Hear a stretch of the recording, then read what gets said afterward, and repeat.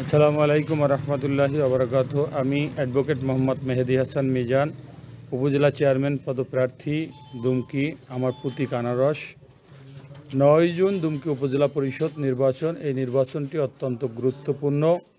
যে কারণে এই নির্বাচনটি গুরুত্বপূর্ণ সেটি হচ্ছে আমাদের মাননীয় প্রধানমন্ত্রী ঘোষিত আমার গ্রাম আমার শহর এই প্রকল্পের আওতায় দুমকি উপজেলাটি আছেন। যে 12টি উপজেলা প্রথম ধাপে আমার গ্রাম আমার শহর হবেন, তার ভিতরে 3টি করে 4টি প্যাকেজ। প্রথম প্যাকেজেই আমাদের এই দুমকি উপজেলা আছেন।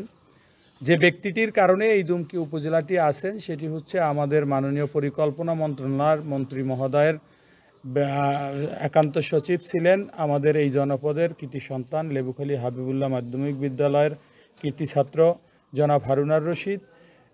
সঙ্গত কারণেই উনি এখন পরিকল্পনা মন্ত্রণালয়ে আছেন। ওনার কারণেই এবং মাননীয় প্রধানমন্ত্রীর দিক নির্দেশনা এবং আমাদের মন্ত্রী মহোদয়ের দিক নির্দেশনা আমাদের এই দুমকিটি আমার গ্রাম আমার শহর এই প্রকল্পের আওতায় আছেন।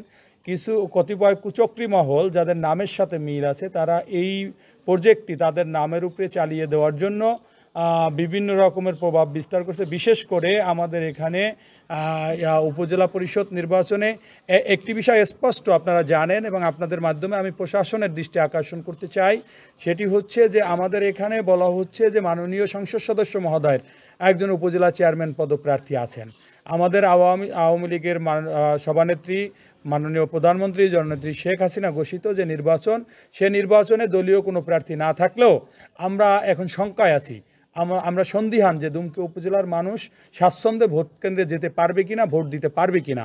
আপনাদের মাধ্যমে প্রশাসনের দৃষ্টি আকর্ষণ করছি, নির্বাচন কমিশনের দৃষ্টি আকর্ষণ করছি, যাতে করে মানুষ স্বতঃস্ফূর্তভাবে ভোট কেন্দ্রে যেতে পারেন এবং ভোটটা তার নিজের ভোট নিজে ভোটাধিকার প্রয়োগ করতে পারে। ইতিমধ্যেই আমরা শুনতেছি একজন প্রার্থী, বিশেষ করে যে এমপি মহোদয়ের মনোনীত যে প্রার্থী, উনি বিভিন্ন জায়গায় বিভিন্ন মানুষের কাছে বলতেছে যে এক ভোট পেলেও আমি উপজেলা চেয়ারম্যান নির্বাচিত হব।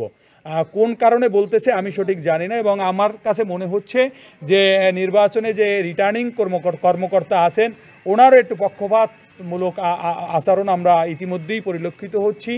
যে আমরা দেখা যাচ্ছে যে ব্যক্তিগত প্রতিষ্ঠানে, ব্যক্তিগত মাঠে কোনো ব্যক্তি যদি এই জনসভা করতে চায় তাহলে সেটির অনুমতি দেওয়া উচিত।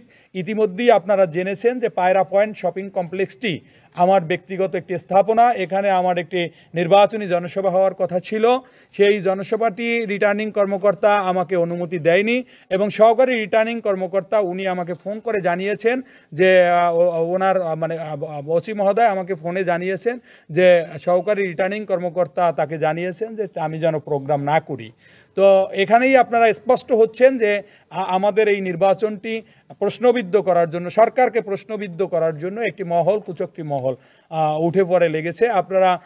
আপনাদের কাছে আমার অনুরোধ, আপনাদের মাধ্যমে উচ্চপদস্থ যারা আছেন, বিশেষ করে আইন শৃঙ্খলায় নিয়োজিত সর্বোচ্চ ব্যক্তি এবং রাষ্ট্রের সর্বোচ্চ কর্তা ব্যক্তিদের দৃষ্টি আকর্ষণ করছি, নির্বাচন কমিশনের দৃষ্টি আকর্ষণ করছি, যাতে করে আমাদের এখানে একটি স্বচ্ছ এবং উৎসবমুখর নির্বাচন হয়। আমি প্রত্যাশা রাখছি যে যদি জনগণ স্বতঃস্ফূর্তভাবে ভোট কেন্দ্রে যেতে পারেন এবং ভোট প্রদান করতে পারেন তাহলে আমাদের এই আনারস প্রতীকের বিজয় সুনিশ্চিত। সবাই ভালো থাকবেন, সুস্থ থাকবেন, আমাদের জন্য দোয়া করবেন। আসসালামু আলাইকুম ওয়া রাহমাতুল্লাহ। ধন্যবাদ আপনাকে। যেমন